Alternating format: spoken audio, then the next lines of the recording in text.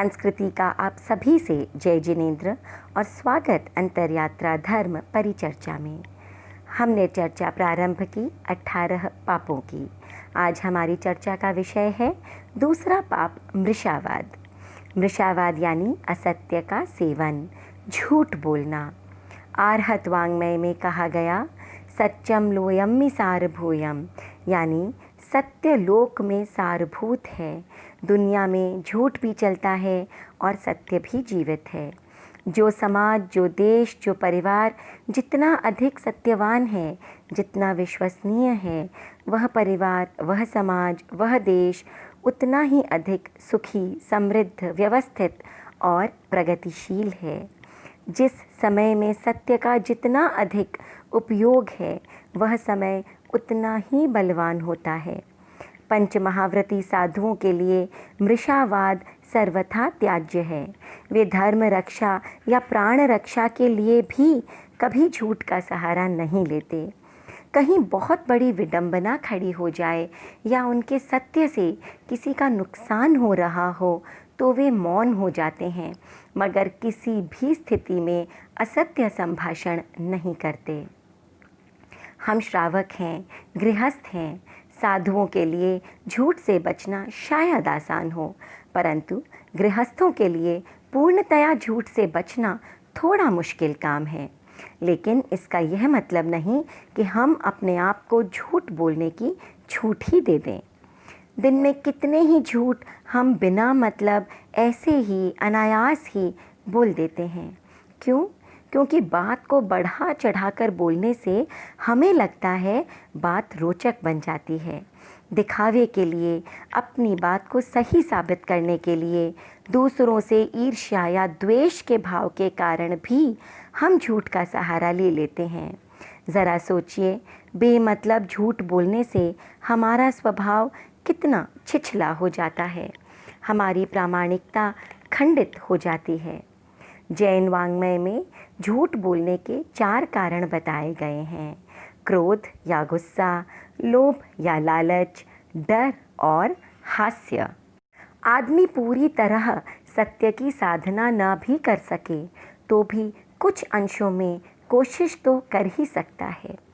कुछ व्यक्ति गृहस्थ जीवन में जीते हुए, व्यापार, राजनीति आदि करते हुए भी सच्चाई की साधना करते हैं। ऐसे ही एक महापुरुष थे हरिभाऊ उपाध्याय। सन 1917 में राष्ट्रीय आंदोलन के दौरान श्री हरिभाऊ उपाध्याय जी और जमुनालाल जी ने घोषणा की कि वे एक हरिजन बालक द्वारा बनाया हुआ भोजन ग्रहण करेंगे। उन्होंने जैसा कहा वैसा ही किया। यह घटना उस समय समाचार पत्रों के मुख्य पृष्ठों पर हेडलाइंस बनकर चमकने लगी। इस घटना का उनकी जाति और समाज के लोगों पर उल्टा ही असर हुआ। उनके परिवार पर घोर संकट पड़ गया। उन्हें जाति से बहिष्कृत कर दिया गया। 12-13 वर्षों तक उन्हें जाति से बहिष्कृत ही रहना पड़ा। एक दिन उनके मित्र ने कहा, आप इतना ही कह दीजिए कि यह समाचार गलत है।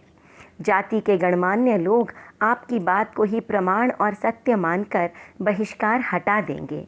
हरिभाऊ उपाध्याय जी के लिए सिद्धांत और सत्य उनकी चलती हुई सांसों के समान थे।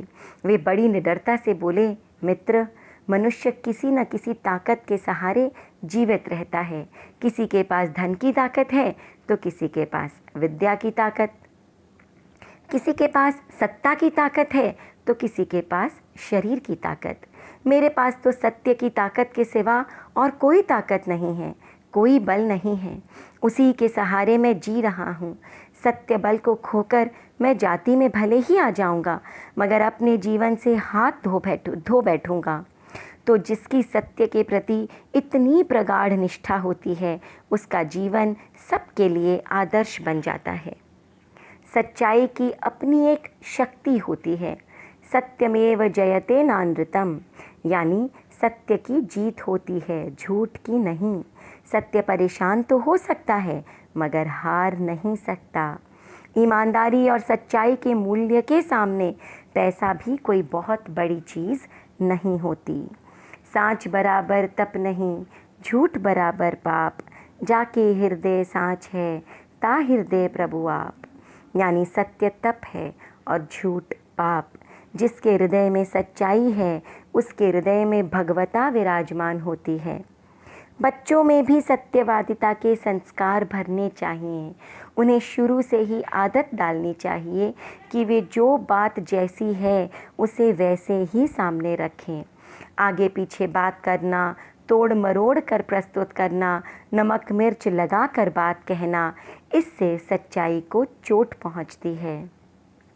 श्रीमद् भागवत गीता में कहा गया, स्वल्पमप्यस्य धर्मस्य त्रायते महतो भयात्। यानी धर्म का थोड़ा सा अंश भी जीवन में आ जाता है, वह व्यक्ति महान भय या डर से उबारने वाला होता है। हम कोई भी काम करें, वकील हो, डॉक्टर हो, बिजनेस करें या स्टूडेंट हो, बस मन में यह चिंतन रहे कि मेरे काम में प्रामाणिकता है या नहीं। सत्य जिस व्यक्ति की आदत बन जाता है वह व्यक्ति बड़ा पवित्र बन जाता है, धन्य बन जाता है। ज़रूरत है तो बस जागरूक रहने की, होशियार रहने की, अलर्ट रहने की। ज़िंदगी में हमेशा दो रास्ते सामने आएंगे, एक सही और एक गलत, एक सत्य का और एक असत्य का। चुनना आपको है और आप निश्चित ही सही चुनाव करेंगे। इन्हीं भावों के साथ आज्ञा चाहूँगी। अगले हफ्ते चर्चा करेंगे तीसरे पाप पर। तब तक के लिए ओम अरहम।